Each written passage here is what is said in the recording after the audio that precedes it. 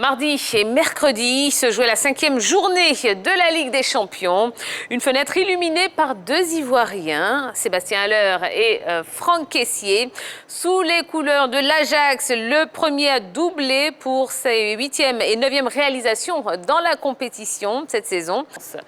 Jean-Philippe. Bon, pour Sébastien Haller, c'est une grosse joie. Je ne dirais même pas uniquement pour les Ivoiriens, mais surtout pour le continent africain. Ça fait quand même un bon bout de temps qu'on n'avait pas vu un attaquant africain aussi briller autant au niveau de la Ligue des Champions. C'est sa première participation à cette compétition. 5 rencontres, 9 buts. C'est vraiment impressionnant de la part du garçon. C'est vrai qu'il joue dans une formation qui a un contexte de jeu qui lui permet d'être mis en évidence. Hein, parce que notre ami Haller était en fenêtre. Si, il faut le dire. On a l'impression qu'il on reviendra. Voilà, il y a un wifi qu'il arrive à capter du côté de l'Italie ou de l'Europe qui ne passe pas bien en Afrique. Comme vous l'avez dit, on va revenir dessus. Nous y arriverons, ne vous inquiétez pas. Oui, je veux dire, Sébastien Haller, c'est la fierté ivoirienne du moment. Hein. On a le sentiment que c'est un peu cyclique avec les footballeurs. Là, c'est notre Sébastien Haller. C'est un attaquant de race qui a réussi à qualifier cette équipe de l'Ajax. 5 matchs, 5 victoires, 15 points pour les Hollandais. Oui, l'Ajax est en forme, Haller est en forme. Et c'est tant mieux pour nous. C'est dommage, comme dit Gipi, qu'au Cameroun. Oh. Il n'a pas été servi dans de telles conditions. Arrêtez. Bon, on y arrivera. Vous voulez aller plus vite que... Attention. Bon, donc Sébastien Haller, hein, puisqu'on parle de lui, donc il prend la tête du classement. Il prend seul la tête du classement des meilleurs buteurs africains en phase de poule de la Ligue des Champions. Choualio, que vous inspire ce record ? Écoutez, je pense que c'est dans la continuité de sa saison. Il est aujourd'hui match sur l'eau. C'est un résultat buteur. Il a un filet animalier. Il prend la profondeur. Il a un très bon jeu de tête. Il a une palette qui est assez impressionnante. Aujourd'hui, il est en train de tirer l'Ajax vers les sommets. L'Ajax est déjà qualifié pour la 8e de finale. Et quoi qu'on dise, il est dans un club qui a quand même gagné déjà 4 fois la Ligue des Champions. Les plus jeunes ne le savent pas. L'Ajax, c'est l'un des grands d'Europe. 4 fois déjà vainqueur de la Ligue des Champions, UEFA. Et aujourd'hui, Haller, il est tranquille dans ce club-là. Il est en train de briller. Maintenant, je me demande, est-ce que l'Ajax pourra le garder? Parce que généralement, l'Ajax n'arrive pas à garder ses meilleurs joueurs. Est-ce qu'avec la saison qu'il fait, est-ce que l'Ajax pourra le garder? Ça, c'est la grande interrogation. Mais j'espère aussi qu'il sera dans cette forme olympique-là dans quelques semaines du côté du Cameroun. Surtout. Non, lui, il le sera. Maintenant, est-ce qu'il va recevoir les ballons? Arrêtez. Alors, c'est vrai qu'aujourd'hui, il est en tête des buteurs de la Ligue des Champions avec Robert Lewandowski. Vous pensez que ça peut durer sur la durée ou pas? Au niveau de l'armada des différentes formations, le Bayern est plus taillé pour remporter cette édition de la Ligue des Champions.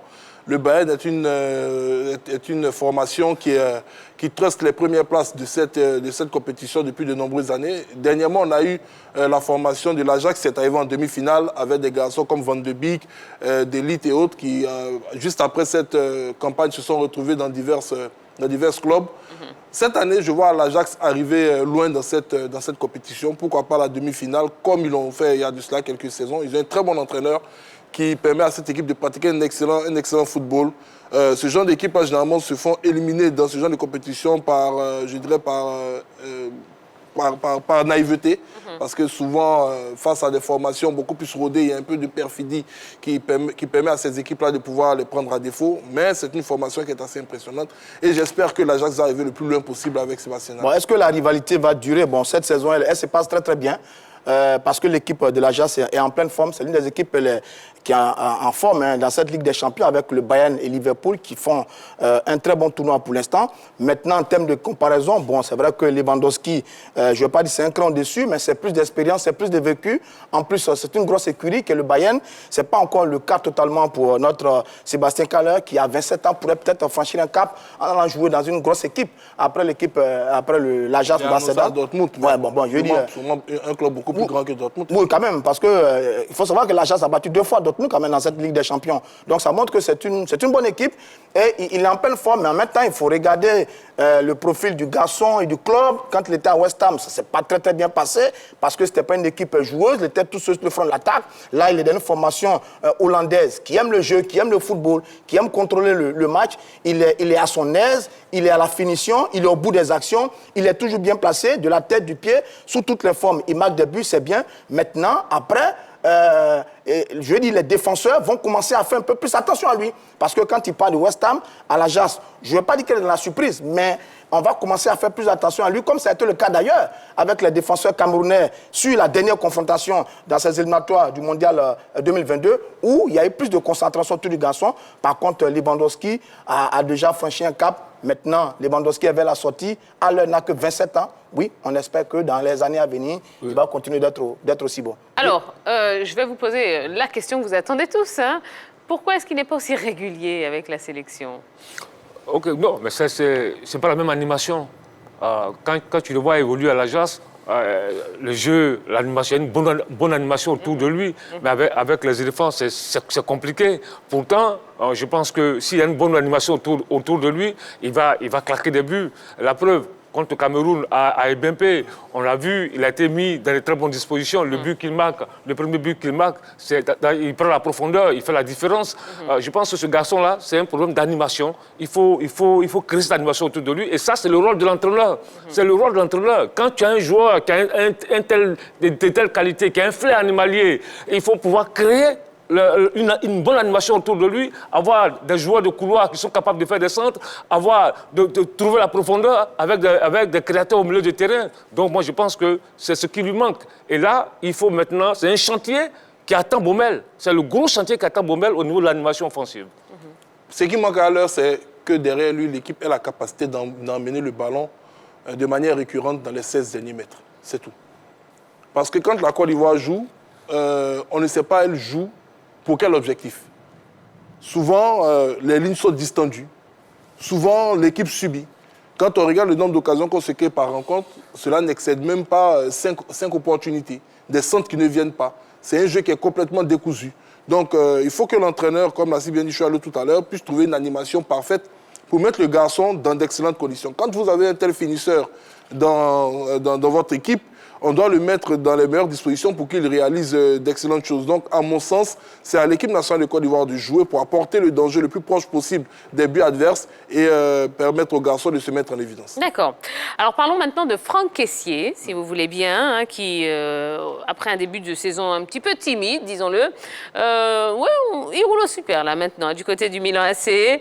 En témoigne son gros match mardi contre l'Atlético. Est-ce que vous pensez qu'il est bien parti pour rester en Lombardie?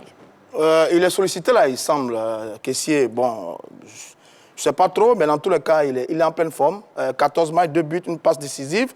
C'est l'homme fort du Milan, un pion essentiel de Pioli, l'entraîneur de cette équipe du Milan. Depuis 2-3 saisons, il est vraiment régulier. C'est vrai qu'il a été blessé, spécial des tirs au but. Patron également en sélection ivoirienne. Bon, c'est du bon Franck Kessié, mais un Milan qui est un peu en difficulté dans cette Ligue des Champions parce qu'ils ont commencé avec 3 défaites consécutives. Là, ils ne sont pas encore totalement qualifiés. Et puis, Kessié, quand il revient, il fait le gros match. Le match face à l'Inter de Milan en championnat, il a été incroyable. Et puis, sur la dernière journée, il sort un gros match. Bon, maintenant, nous, ce qu'on attend de lui et de Haller, c'est de monter d'un cran avec notre sélection. Un peu dans le profil des Sadio Mané au Sénégal, Mohamed Salah avec l'Égypte, Riyad Mahrez avec l'Algérie. On a envie de les voir aller comme ça. Et comme disent mes amis, bon, on a la prochaine CAN pour voir si vraiment ces 2 garçons feront avec les éléphants ce qu'ils font avec les 2 clubs. Et on est très heureux de voir Kessié, qui n'avait un peu manqué parce que sur les derniers matchs, il était arrivé un peu en méforme. Il n'a pas eu le rendement habituel qu'il avait, notamment sur les éliminatoires de la CAN et sur le début des éliminatoires du Mondial. Mais là, il revient en pleine forme, notre Franck Kessié. C'est tant mieux pour la sélection ivoirienne. D'accord. Est-ce que vous comprenez ce double visage de Franck Kessié, surtout au niveau de la sélection, justement, qui est pas au top, quoi, hein, alors qu'on attendait, on espérait vraiment plus de sa part? Bon, c'est vrai que je peux être un peu dur avec le garçon, mais il faut noter qu'il a eu quand même une grosse saison l'année passée, parce qu'il a enchaîné les rencontres du championnat, il a enchaîné les éliminatoires ici de la CAN, et il est parti avec la sélection olympique du côté du Japon pour prendre part aux Jeux olympiques, avant de retrouver rapidement son club et essayer de se remettre dans le bain. Donc, il n'a pratiquement pas eu de vacances, et ça se ressent un moment. Au niveau de la qualité de la prestation des athlètes. Quand il est arrivé en club, il a contracté une blessure. Quand on revient de blessure, on ne retrouve pas la forme automatiquement. Il y a eu également des doutes qui ont été semés au niveau de l'avenir du garçon parce que le Milan AC lui faisait un léger chantage. C'était soit la prolongation ou le banc de touche. Heureusement que pour Kessié, c'est un homme essentiel de ce club et que malgré les chantages du directeur sportif Maldini, il a tenu bon et son entraîneur a continué à lui maintenir sa confiance. Là, il est en train de retrouver son rythme. Son contrat s'achève le 31 décembre 2021. Donc, il reste pratiquement un mois à la formation Lambade pour je disais, convaincre Franck Kessié de prolonger le bail du côté de l'Italie. Donc il y a beaucoup d'éléments comme ça qui sont arrivés dans sa vie récemment et qui ont peut-être joué sur ses prestations. Maintenant, bon, il est en train de revenir au meilleur de sa forme depuis quelques temps. On espère que cela va coïncider avec le début de la Coupe d'Afrique des Nations et que ce sera la compétition de rachat pour ce garçon qui, tout à l'heure le disait, Roger Stéphane, est en train de revenir en pleine forme, a participé à des éliminatoires en réalisant de belles choses, mais lors des différentes cannes auxquelles il a pu prendre part, on n'a pas vu encore ce grand caissier. Chalio, qu'est-ce que vous en pensez? Oui, écoutez, c'est vrai que lorsqu'il quittait l'Atlanta pour le Milan AC, on se posait des questions. Est-ce qu'il allait pouvoir s'imposer à Milan? Parce que Milan, c'est quand même, ça reste Milan, c'est un des gros quelque peu en perte de vitesse ces dernières années. Oui, mais quand même, le Milan reste le Milan reste le Milan. Mais en perte de vitesse. Non, mais le Milan reste le Milan. Quoi qu'une chose est certaine, c'est quand même 7 Ligues des Champions, 18 championnats. Et puis, il s'est imposé, le garçon s'est imposé. Il est titulaire dans ce club-là. Maintenant, quand tu vois ces matchs qui sortent avec ce club et puis la sélection ivoirienne, c'est le jour et la nuit. Maintenant, est-ce qu'encore, on ne va pas parler encore d'animation? Est-ce que son positionnement dans le cadre du jeu des éléphants, c'est le bon positionnement, c'est l'équilibre? Il a l'équilibre dans le cadre du jeu. On se pose beaucoup de questions. Parce que quand tu le vois jouer à Sangaré, Seri, Kessié, souvent, moi je pense qu'il a intérêt à simplifier son jeu quand il joue avec les éléphants de Côte d'Ivoire. Moi, c'est ce que je lui demande. Il faut qu'il simplifie son jeu. Il a de grosses qualités, il aime le terrain boss to boss. Maintenant, il faut qu'il simplifie son jeu, c'est tout. Mais reconnaissons que les deux garçons nous ont un peu déçus au Cameroun. Là, tout le monde tire un peu en boulet rouge sur Baumel, le sélectionneur. Mais c'est dans les grands matchs qu'on voit les grands joueurs également. C'est deux leaders. L'un au milieu de terrain qui est Franck Kessié et l'autre sur le front de l'attaque qui est Sébastien Haller. Ils n'ont pas fait la différence.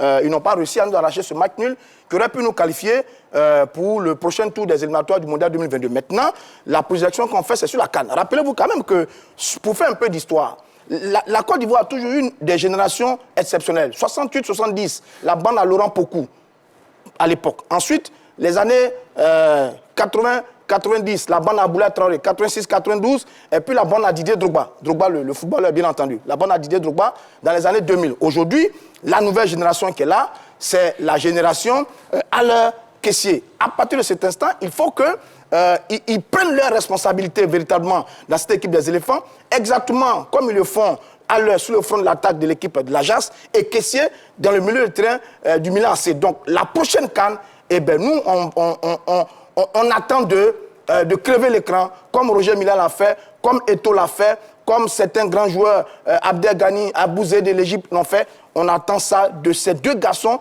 qui sont vraiment les deux gros leaders, à mon avis, de cette équipe des éléphants. Prochain rendez-vous, la CAN au Cameroun, parce qu'ils ont loupé le rendez-vous de Douala. Il faut qu'ils nous rattrapent le coup du côté du Cameroun au mois de janvier prochain. Allez, dernière question en ce qui concerne donc Franck Kessié et le Milan AC. Le Milan AC qui a 4 petits points, j'ai envie de dire, au compteur. Les chances, oui, en Ligue des Champions, absolument. Les chances de qualification pour les 8e de finale sont un petit peu sont minces. Hein, mais est-ce que vous y croyez, vous, quand même? Oui, tout est ouvert dans cette poule. Il y a 3 clubs, je crois, qui se battent pour arracher la 2e place. Il y a le Milan AC, il y a l'Atlético de Madrid. Redevenu le Milan, parce qu'ils sont tombés dans un groupe B, c'est un groupe qui ressemble à un groupe de la mort. Il y a l'Atlético, il y a Liverpool, il y a l'FC Porto, c'est des grands d'Europe. Donc je pense que là, j'espère qu'ils vont pouvoir se tirer d'affaire, sortir vivants de ce groupe-là. Tout va se jouer à la 6e journée. La 6e dernière journée, Liverpool a fait le bon, Liverpool est qualifié. Par contre, Milan s'est un peu mis en difficulté sur cette compétition parce que sur les 3 premières journées, ils ont perdu. C'est après qu'ils ont réussi à faire un match nul et une victoire. Donc, bon, on attend la 6e journée pour voir ce que ça va donner. Bon, il faut aller faire le résultat, il faut gagner pour se qualifier pour le prochain tour de cette Ligue des Champions. D'accord, très bien. Ben voilà ce qu'on pouvait vous dire concernant donc Franck Kessié et Sébastien Haller qui ont brillé mardi et mercredi en Ligue des Champions.